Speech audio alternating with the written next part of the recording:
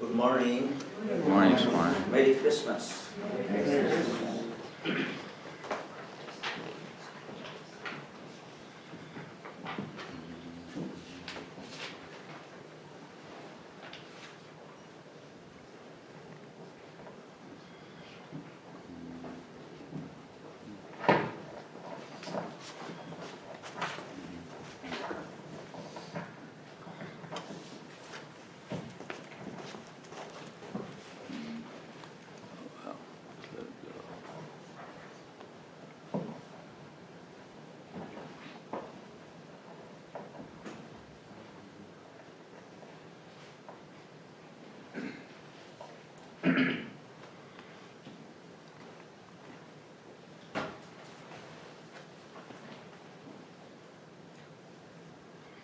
Om Asato Ma Sadgamaya Tamaso Ma Jyotirgamaya Mrityorma Amritangamaya Om Shanti Shanti Shanti. Om, lead us from the unreal to the real. Lead us from darkness to light.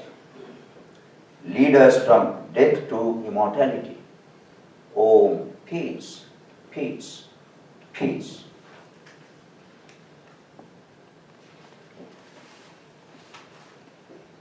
We are celebrating our Christmas service.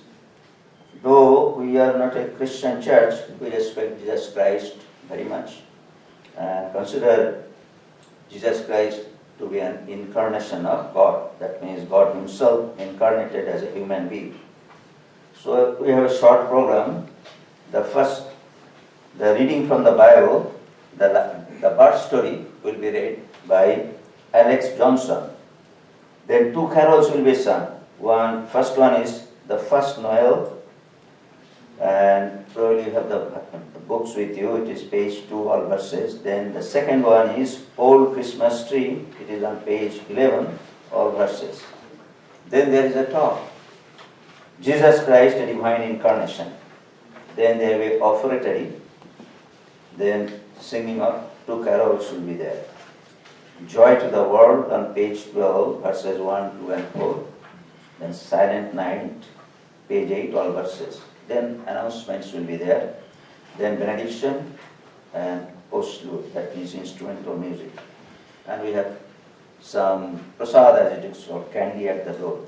So we start with the birth story, reading of the birth story of Lord Jesus Christ.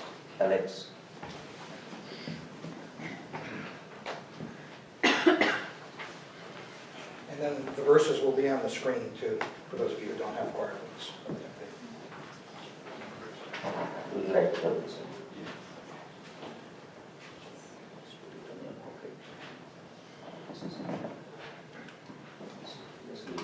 All right.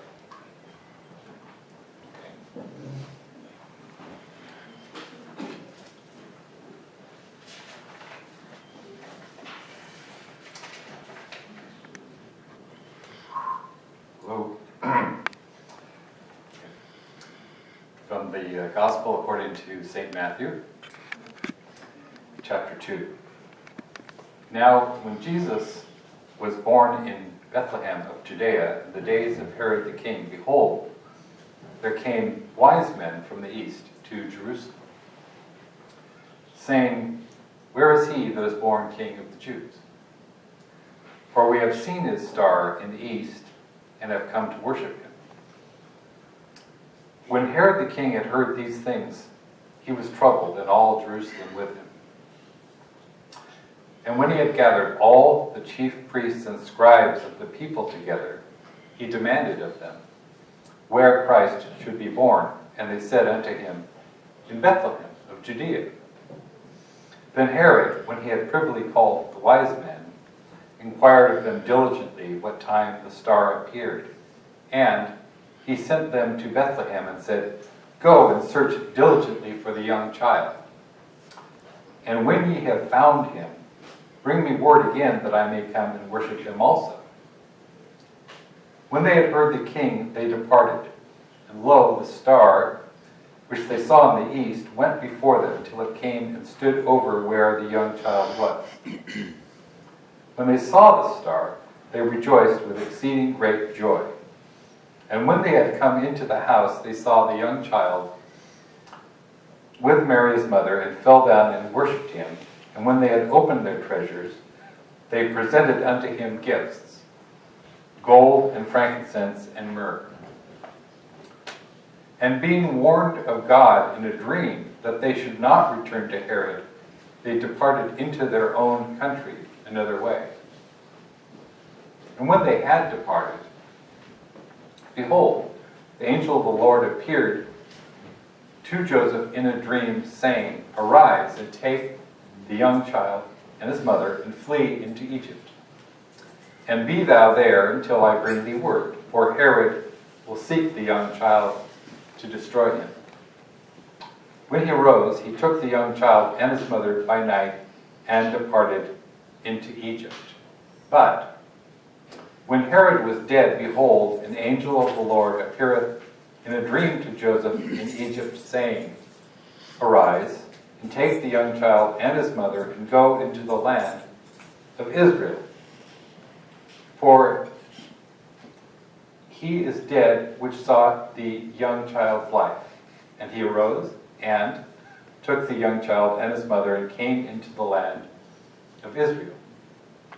And he came and dwelt in a city called Nazareth, that it might be fulfilled, which was spoken by the prophets, He shall be called a Nazarene.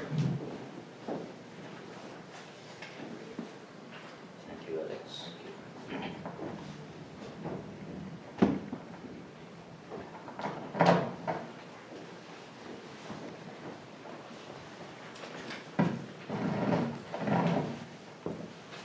Now singing of the prophets.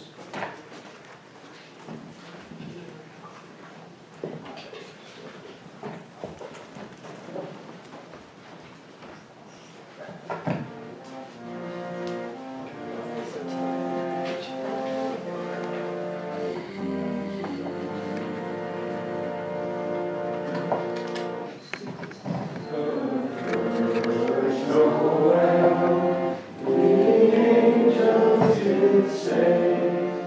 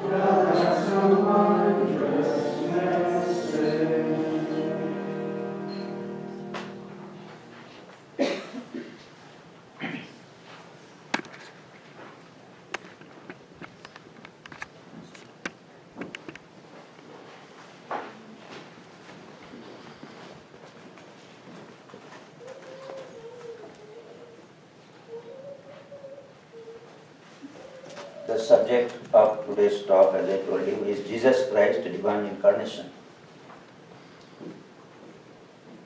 In Hinduism, it is not difficult to consider incarnationhood of God.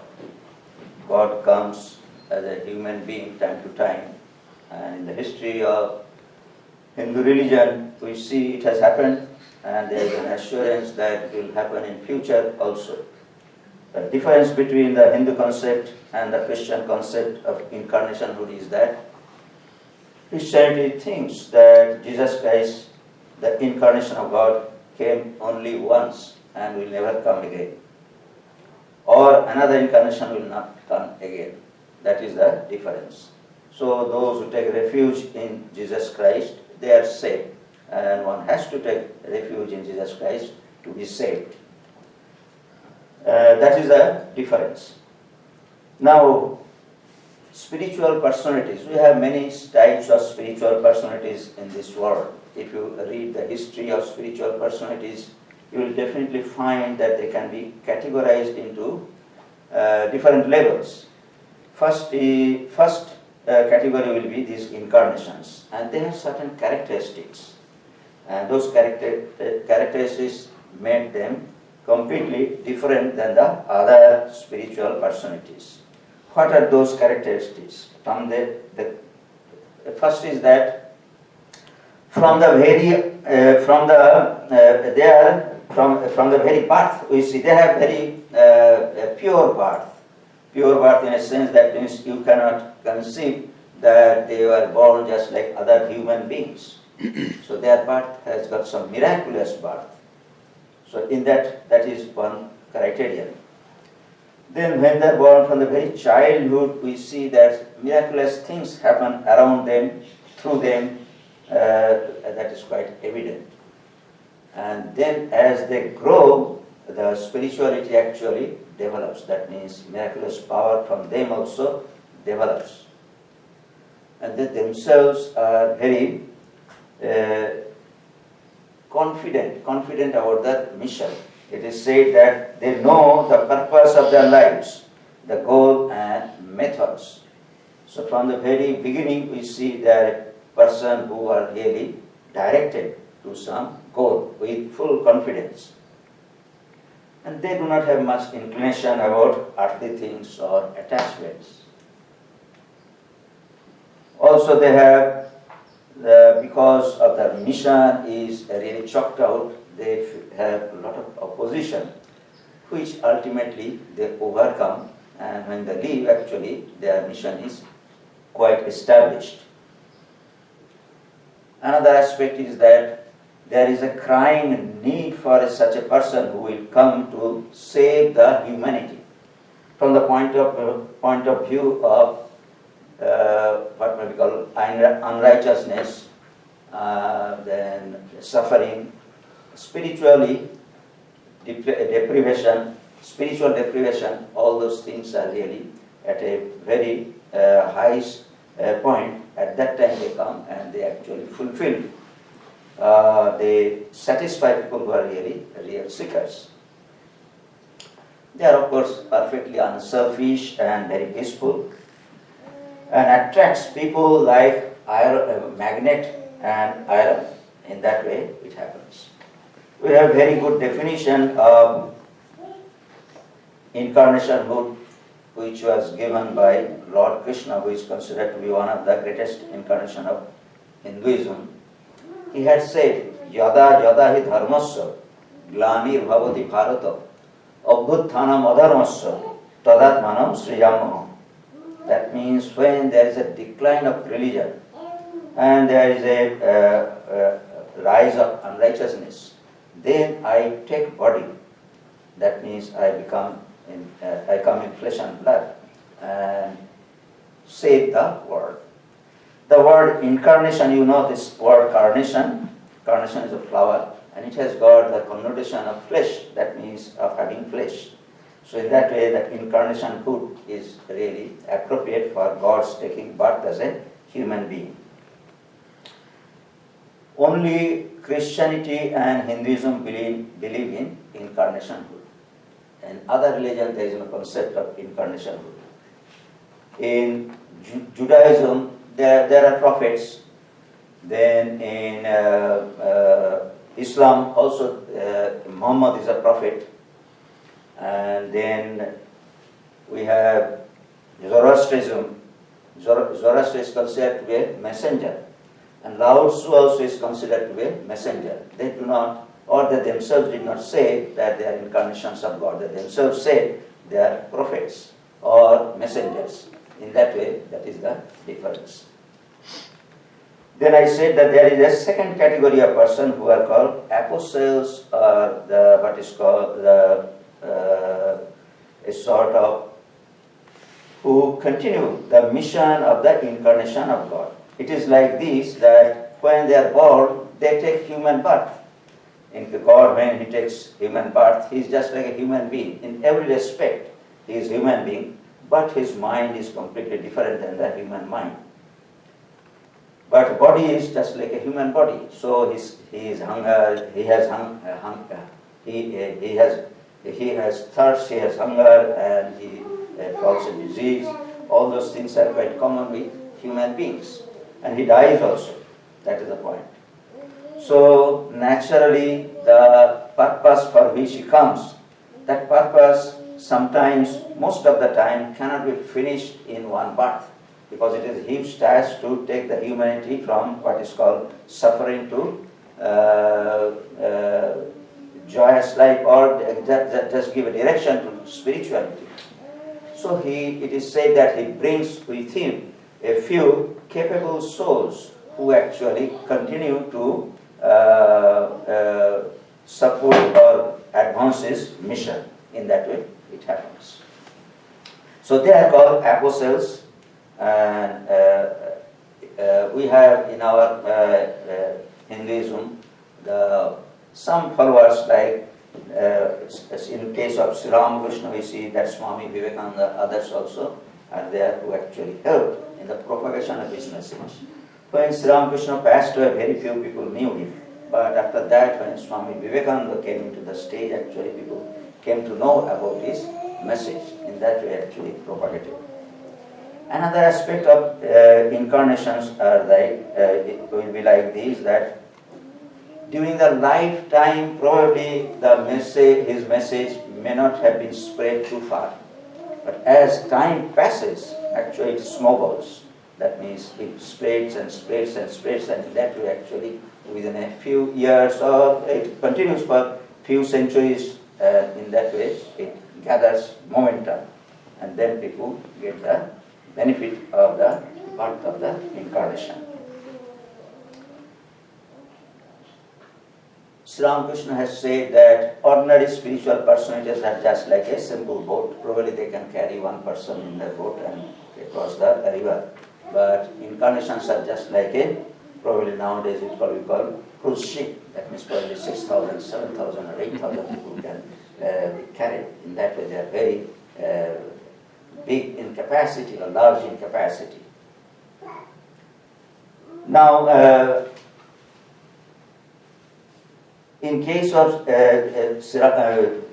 Jesus Christ, we see that he had performed many miracles to establish himself. And why we see that? Because during his time it was very difficult to establish himself, that he is really not an ordinary person. So there are many instances of miracles that we find that has been recorded in the Gospels of Bible. So Jesus healed many people. That means who was lame, who was blind, or who had suffered some other diseases, he actually saved them. The case is there, Lazarus, the story of Lazarus, you know, he died. And when Martha and Mary came and told that if you had come early, he would not have died. But Jesus Christ was so kind, and we went and called, and we see that Lazarus got back his life. This type of miracles are there in the lives of great spiritual, great incarnations. Then we see that he also, this is what is called among the human beings, they have control over the nature also. That means he had calmed severe storm also. And also you see that there are occasions when there was not too many food, but there are too many people to feed. And he actually arrangement says by miracle actually 5,000, 6,000 people were fed. The food came from nowhere, and in that way actually it was done. He also walked over water. So in that way, many miracles we see that are there, enumerated. They are unbelievable. But in those days, we see that they had happened, and in that way, in the mind of the then people, he was really considered to be an incarnation of God. But the most important proof of incarnationhood of God is of himself declaring that he is an incarnation of God. That means he is representative of God, and God has sent him. So those utterances are really very important. So I shall read a few of them so that you can understand how actually Jesus Christ established, not only established, that means revealed. That is the word that is most appropriate. It doesn't require to be established, it is revealed. We do not understand a human being to be God. So he had to reveal, God himself had to reveal that he is a God in human form. So he said, In the book of John, in the Gospel of John, actually there are many very good sayings of Jesus Christ, where we find that he has revealed himself, that he is Son of God, incarnation of God. And now once more, once more Jesus spoke to them, I am the light of the world. He who follows me can never walk in darkness. That means, I told you that they are full of confidence. That means we as spiritual teachers, ordinary spiritual teachers, will say that, well, what I have learned, I am just passing it to you. You just follow them, and you will, because of your faith, will reach the goal. But when Jesus said, actually, you just follow me, and you will be out of darkness. Nothing needs to be done. He who follows me can never walk in darkness. He will possess the light which is life. Whereupon the Pharisees told him, thou art testifying on thy own behalf. Thy testimony is worth nothing. So ordinary people say that, well, you are talking like a, what is called, just talking. That means what is the proof that what you are talking is really true? So Jesus answered them, my testimony is trustworthy, even when I testify on my own behalf. I know whence I have come and where I am going. Yet you set yourselves up to judge after your earthly fashion. That means when we try to judge a person, naturally we try to judge himself with the background, circumstances, situation, his knowledge, and all those things. That is the ordinary way that we judge a person. But there is no judgment, or there is no knowledge how to judge what is called a spiritual person like Jesus Christ. So he is saying, you set yourself up to judge after your earthly fashion. I do not set myself up to judge anybody. And what if I should judge? My judgment is judgment indeed. It is not I alone. My Father who sent me is with me. So he is so established in God. That means he is saying that what I am saying, actually I am saying on behalf of God, because God is with me. In that way, he has that confidence. Just so it is prescribed in your law that testimony of two men is trustworthy. Well, one is myself testifying in my own behalf, and my Father who sent me testifies in my behalf too. So for proof, if two persons have seen that one incident has happened, so naturally it is taken that that incident has happened. So in that way, in ordinary case, we have the testimonies. But in case of Jesus Christ, he is saying that I am saying this, and also behind me there is my Father, that means God is there. So there are two persons actually testifying the truth. Hereupon they say to him, where is this Father of thine? And Jesus answered, you have no knowledge either me or my Father. Had you knowledge of me, you would have knowledge of my Father as well. So the point is that if you know me, that means if you know Jesus Christ, then actually you have known your Father. In this context, actually, Swami Vivekananda has he has given a dedicated lecture on Jesus Christ. Only one lecture is there which is dedicated to Jesus Christ, the messenger. In other places, actually, he had dealt with the great teachers of the world. And in those two talks, actually, he has said that these spiritual personalities are really the persons who represent God. That means we cannot conceive of God except these persons. Suppose I have concept of God, so naturally you will tell me that, well, you describe how is God. So I shall describe something, and what I know or what I think.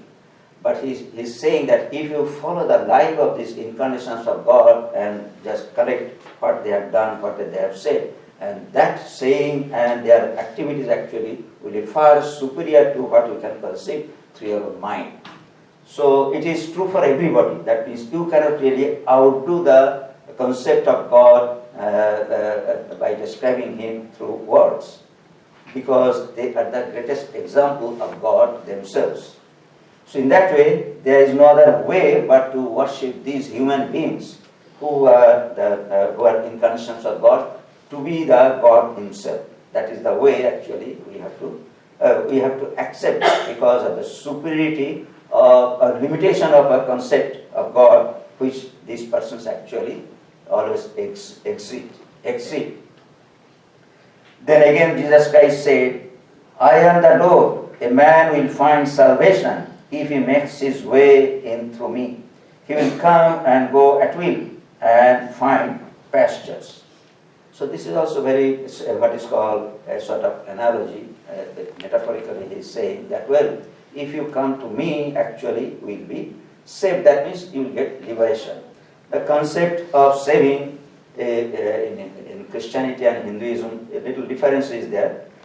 In Christianity, it is like this, that you will go a place where eternal joy and happiness and all those things will be there, and forever you will enjoy that. But in Hinduism, actually, it is a little different. That means that is a sort of a place. After some time, you will be born again, because all the deeds for which actually you have been there, when they are exhausted, you will be again born as a human being. So you need to have a place, or a sort of spiritual experience or spiritual knowledge which actually make you one with God. That means you are God. And that actually we do not know. That divinity is always within ourselves. God created human beings in His own image, not physically, but spiritually. That means divine aspect of God is always with us, but we have forgotten. So in case, if when we by spiritual practice discover that, actually we become one with God, and that is called, that is our liberation. And at the same time we can say that is that can be compared with what he has said, that means a permanent pasture, that means we will not be born again. Then again he has said, none knows that the Son is except the Father, and none knows what the Father is except the Son, and those to whom it is the Son's good pleasure to reveal Him. This is the same thing as I told you, that means when we think of God, we have to think of these persons only, because they are the highest manifestation of divinity. And so naturally, we have to depend upon that to think of God. So that is why worshipping of these incarnations of God is the greatest thing that we can do, and that actually takes us to a spiritual realization. So he said, as let me repeat, none knows what the Son is except the Father, and none knows what the Father is except the Son, and those to whom it is the Son's good pleasure to reveal Him. That means by God's grace, if somebody actually gets the spiritual knowledge or has the highest realization, then only he actually realizes who is Son and who is God. Actually, they are really one. Come to me, and ye that labor and are burdened, I will give you rest. Take my yoke upon yourselves and learn from me. I am gentle and humble of heart, and you shall find rest for your souls. For my yoke is easy and my burden is light. This is a very famous quotation. That means if you take a refuge in me, that Jesus Christ, as I told you, Christianity says that you have to take rest in Jesus Christ only. But we say that, well, this rest has to be taken into the incarnation of God. They are the highest manifestation of God. Then at the purpose of life, that is the realization of God, will be complete. Then, and Jesus cried out, if a man believes in me, it is in him who sent me. That means if you believe in me, it is same as you are believing in God. That means God Himself is here. Not in me that, let me repeat. And Jesus cried out, if a man believes in me, it is in him who sent me, not in me that he believes. That means he is believing in God when he believes me. That is the point. To see me is to see him who sent me. I have come into the world as light, so that all those who believe in me may continue no longer in darkness. I have bestowed my love upon you, just as my Father has bestowed his love upon me. Live on then in my love. You will live on in my love if you keep my commandments, just as it is by keeping my Father's commandments that I live on in his love. All this I have told you so that my joy may be yours. This is also very well known saying of Lord Jesus Christ. So the point is that representing God, we cannot see God, but just what I have said. Of course, Jesus Christ saying is same as on all the sayings of great spiritual personalities. That means you have to work hard to attain spirituality. Hard in a sense, that means it may be not too hard for those who are really advanced in spirituality, but those who are really seekers, that is, who have understood that we need to get rid of this, what is called difficulties of our life. So they have to take a refuge. And take refuge means that we have to struggle, that is to get rid of the circumstances which are actually keeping us, what is called, drawing us back. So that is the struggle. And the commandment means these are the things. It is like this, it is a sort of prescription. That means he has said that do this, do this, do this, and ultimately you will be free from your shortcomings, which are really keeping you, drawing you back towards the worldly things. And by following that, actually, you will get my love, the way actually I love God, or I enjoy God's love. Then whoever has seen me has seen the Father. So the same thing as I told you that Swami Vivekananda said, we cannot conceive of God except conceiving or thinking of these incarnations of God. He is the representative God, but really he is God. That is the point. So that Jesus Christ also is saying, whoever has seen me has seen the Father. What dost thou mean by saying, let us see the Father? Do you believe that I am in the Father and the Father is in me? The point is that, concept of God is such that we are always thinking in the cosmic plane. That means we see, such a big world, universe, he has creating all those things are happening. Physically we are seeing. That means we always see, say in astronomy, astrology, astrophysics and all those things, huge thing. How a small person in a human form actually is, if we think that controlling and conceiving and all those things are actually manifestation. That means they are different from the divinities and spirituality. They are happening and going on, but for the sake of our spirituality, they are redundant. That means we need not focus on those things. They are not really necessary. We need not break our head in understanding them. That is the shortest way of saying. Only thing is important, that experience which is necessary to understand what is really divinity, which is within ourselves. So he is saying, whoever has seen me has seen the Father. What dost thou mean by saying, let us see the Father? Do you not believe that I am in the Father and the Father is in me? The words I speak to you are not my own words, and the Father who dwells continually in me achieves in me his own acts of power. So in that way we see that there are Lord Jesus Christ himself has revealed on occasions that he himself is Son of God, as we call it, but God himself.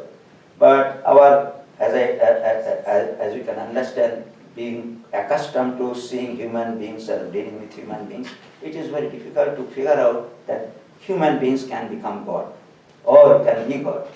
So that is the difficulty. So he needed to reveal himself, and his revelation is complete because if somebody says these things and actually his life is not really supportive of what he is saying, then it is a falsehood. But in case of these incarnations of God, as I told you, they have said to ordinary persons the same thing they have said. That means to everybody.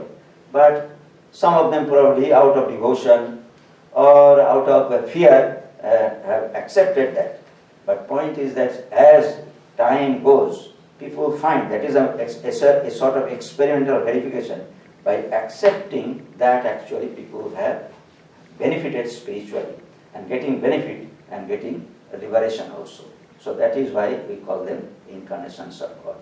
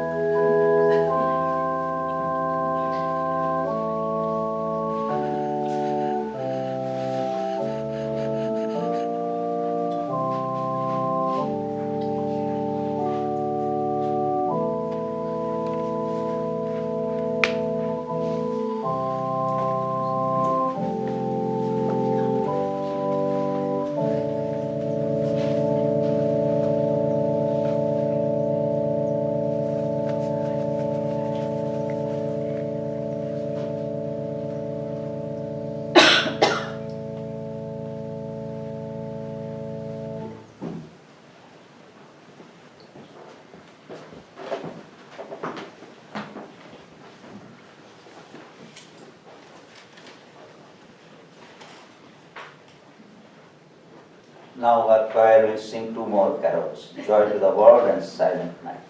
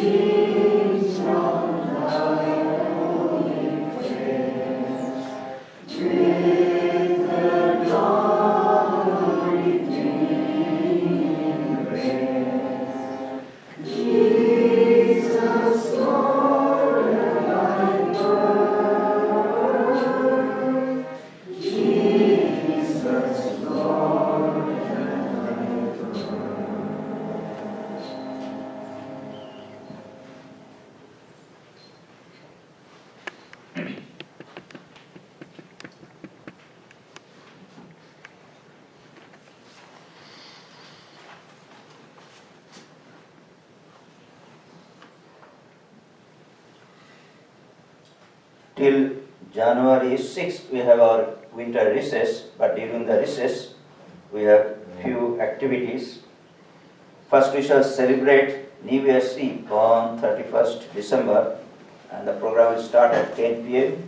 and end at around 12:30 with meditation and a DVD show and Vesper service. After Vesper service, actually, we welcome the New Year. The DVD that we have chosen this time is The Man Who Knew Infinity. It is a short movie about one great mathematician. So you are most welcome to join us for the New Year's Eve on 31st December, Saturday at 10 p.m. Then we shall celebrate Swami Vivekananda's birthday, which is actually on January 8, but we shall celebrate on Sunday, January 7 at 10:30 a.m. with a program of meditation, worship, devotional singing, and prasad lunch. Our first talk of the New Year will be on January 14 when Swami Ishwadhanananda will speak on Bhagavad Gita, 4 preliminary questions. That is the first talk. And during this recess there will be no classes or discourse and lectures.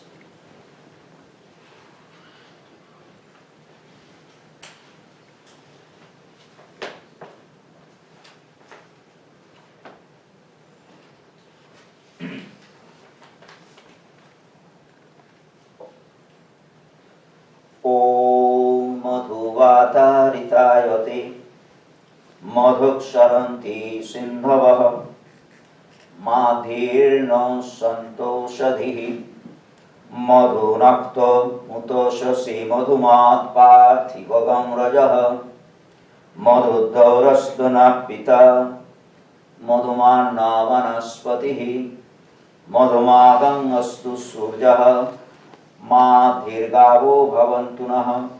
Om Madhu Madhu Madhu.